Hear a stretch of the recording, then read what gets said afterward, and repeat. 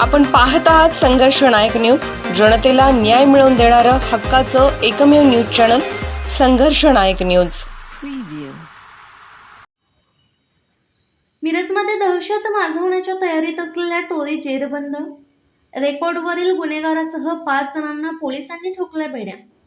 Sangli police अधीक्षक माननीय श्री तुषार दोशी आणि अप्पर पोलीस अधीक्षक माननीय श्रीमती कल्पना बारोकर, उपविभागीय पोलीस अधिकारी प्रवीण गिल्डा यांच्या मार्गदर्शनाखाली मिरज पोलिसांनी एक मोठी कारवाई केली आहे।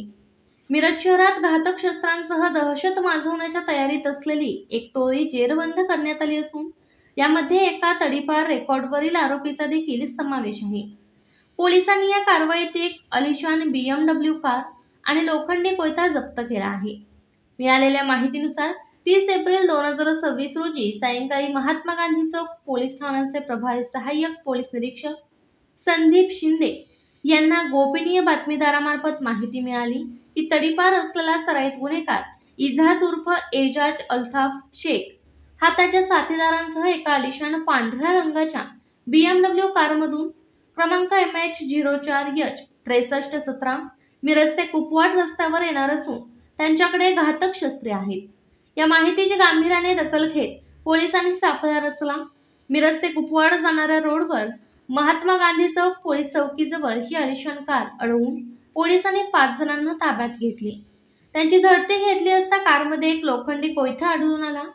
अटकेत असलेले आरोपी इजाज उर्फ एजाज अल्ताफ शेख राहणार अमननगर मिरज, सौरभ सुनील कोळेकर राहणार दत्त कॉलनी मिरज, शंकर गोरक्षनाथ फुले राहणार म्हैसाळ रोड मिरज, बदरुद्दीन निसार दर्यावर्दी राहणार अमननगर मिरज, समीर झाकीर शेख राहणार अमननगर मिरज। मुख्य आरोपी इजाज शेख हा सराईत गुन्हेगार असून त्याच्यावर खून, खुनाचा प्रयत्न आणि बेकायदेशीर जमाव जमवणे असे गंभीर गुन्हे दाखल आहेत। त्याला सांगली व कोल्हापूर जिल्ह्यातून 2 वर्षांसाठी तडीपार करण्यात आले होते, तरीही तो शहरात बेकायदेशीरपणे प्रवेश करून गुन्हे करण्याच्या तयारीत होता।